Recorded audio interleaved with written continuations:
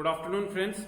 इस सेशन में मैं बात करूंगा आज की हियरिंग को लेकर के, जो एक्स्ट्रा अटेम्प्ट की डिमांड यूपीएससी के कैंडिडेट्स के द्वारा की गई है उस पर आज हियरिंग हुई और हियरिंग में जो डिस्कस हुआ है वो हम आपसे शेयर करते हैं। मिस्टर SV राजू जो कि एडिशनल सोलिसिटर जनरल हैं यहाँ पर यूपीएससी के रिस्पोंडेंट, वो कह रहे हैं कि वो अपीयर होते हैं along with senior advocate Shyam, जो श्याम दीवान पेटिशनर्स के एडवोकेट हैं उनके साथ। तो मिस्टर दीवान यहाँ पर शुरुआत करते हैं, बिगिन हिज सबमिशंस। मिस्टर दीवान यहाँ पर जो उनका सबमिशन है, जो आर्गुमेंट्स हैं उनके, वो रखते हैं। Mister Divan sir, Divan essentially what has happened is that the petitioner before your lordships as well as the supporting interveners are all persons who have been annexed to appear in the CSC।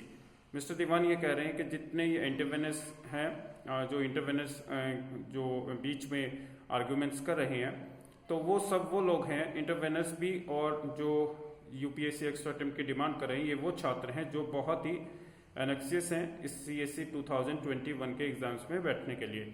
Mister दीवान फिर कहते हैं what they feel is that in 2020 exam they were enable to put in their best. वो अपना best नहीं दे सके 2020 का जो exam था CSC का।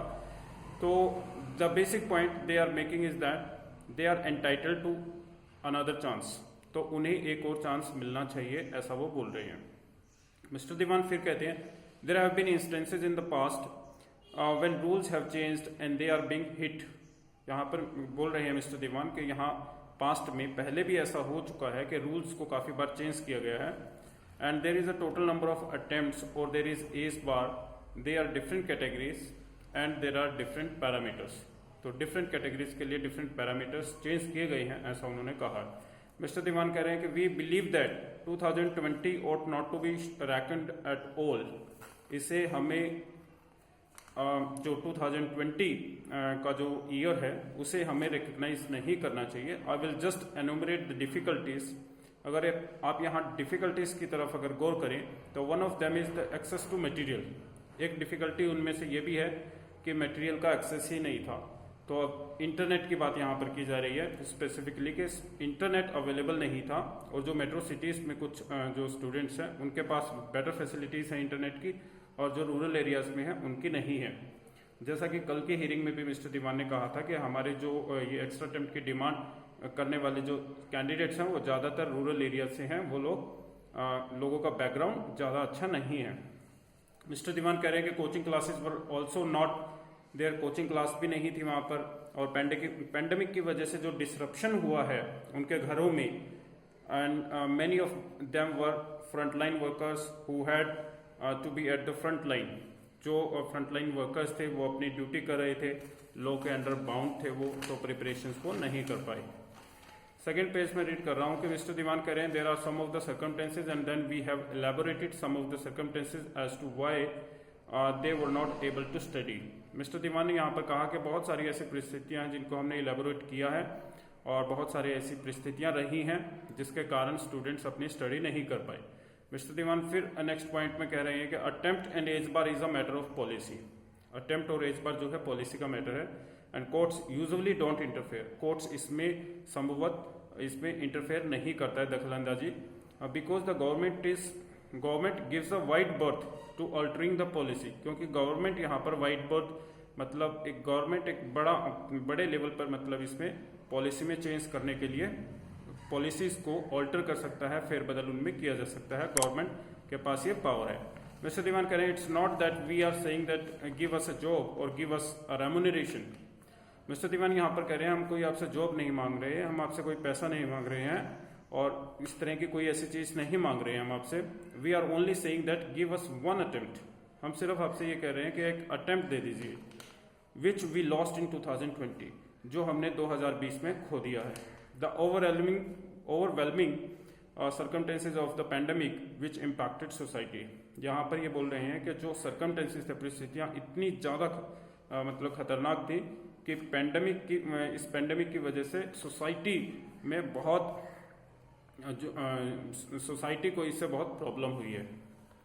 मिस्टर दीवान कहते हैं नेक्स्ट पॉइंट में इट्स कंप्लीटली अनजस्टिफाइड, और ये बहुत ही इसमें न्याय संगत कुछ भी नहीं रहेगा, मतलब ये बहुत बड़ा अन्याय होगा to not relax the limit. अगर आप एज लिमिट को रिलैक्स नहीं करते हैं तो they have a power and duty to relax this.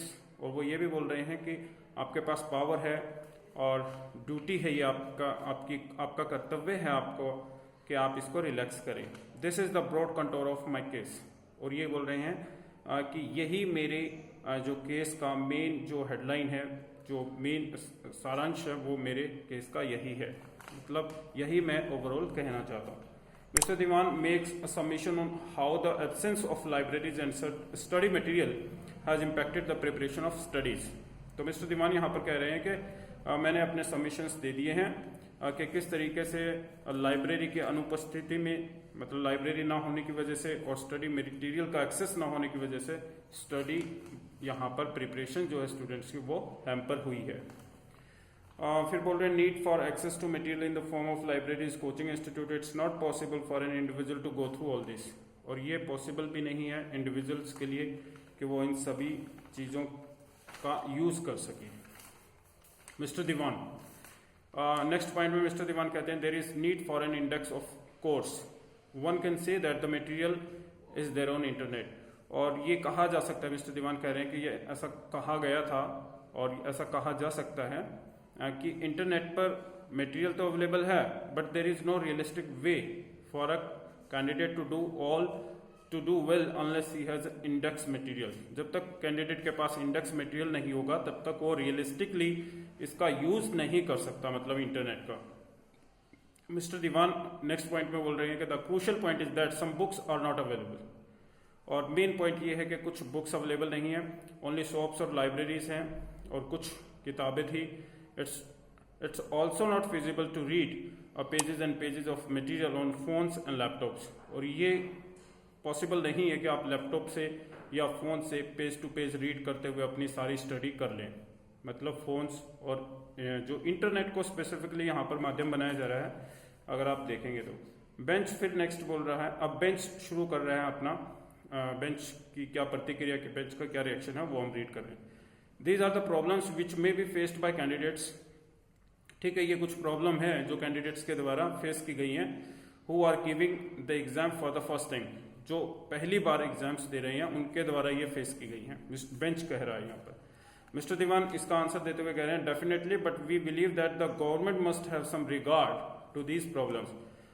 निश्चय ही वो कह रहे हैं कि हमें ऐसा विश्वास है कि गवर्नमेंट जरूर इन समस्याओं का निदान करने के लिए के पक्ष में रहेगी, मतलब गवर्नमेंट जरूर इनको जो है प्रायोरिटी बेस पर लेगी। मिस्टर दीवान कहते हैं कि the popular expression is the year was cancelled. और मिस्टर दीवान ने यहाँ पर कहा है कि पॉपुलर एक्सप्रेशन इसका ये है कि ये जो साल था पूरा कोरोना ईयर्स, इसको हमने कैंसिल कर दिया है, but the exam was not cancel. परंतु एग्जाम को कैंसिल नहीं किया है, बट ईयर को हम काउंट नहीं कर रहे। बेंच कह रही है 6 for the figures on the number of candidates. Bench ने कहा कि कितने ऐसे कैंडिडेट थे जिन्होंने अप्लाई किया है इस बार एग्जाम्स और कितने उसमें अपीयर हुए हैं, तो वो फिगर पूछ रहे हैं। तो यहाँ पर additional solicitor general SV Raju यहाँ पर यहाँ पर जवाब दे रहे हैं कि 10,66,855 मतलब 10,66,855 कैंडिडेट्स थे जिन्होंने अप्लाई किया था और अराउंड 4 लाख कैंडिडेट्स अपीयर हुए हैं इसमें।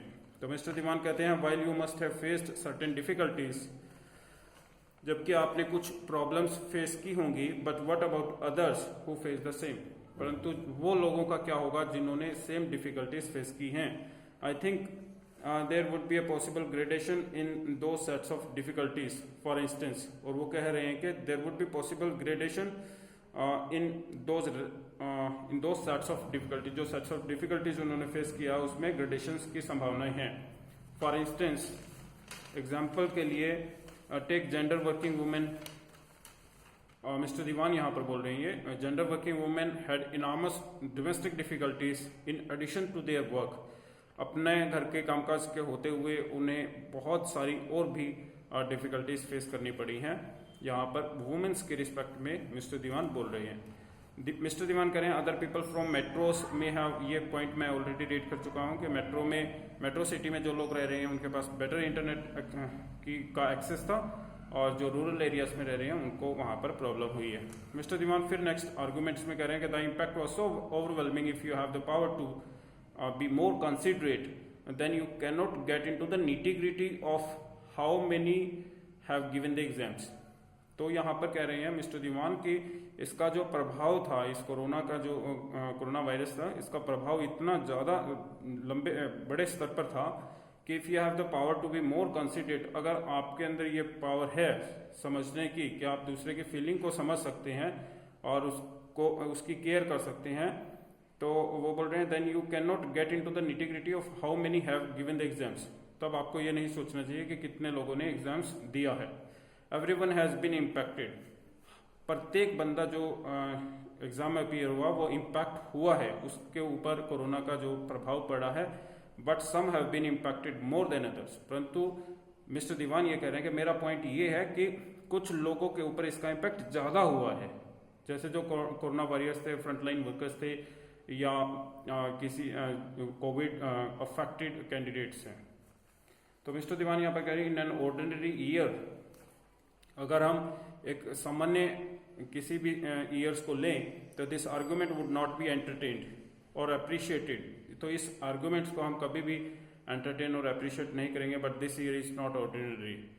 जो हमारा आर्गुमेंट है, मिस्टर दीवान कह रहे हैं मेरा जो आर्गुमेंट है उसको आप हो सकता है अप्रिशिएट ना करते अगर ये सामान्य ईयर होता, परंतु बात ये है कि ये साल जो था ये सामान्य ईयर नहीं था, वो ये कहने की कोशिश कर रहे हैं। Mister Divan now reads out a written note. अब मिस्टर दीवान इसके बाद एक रिटन नोट रीड कर रहे हैं और उसके बाद जो भी अपडेट आएंगी मैं आपको बताऊंगा। Thank you so much for watching this video. Have a nice day.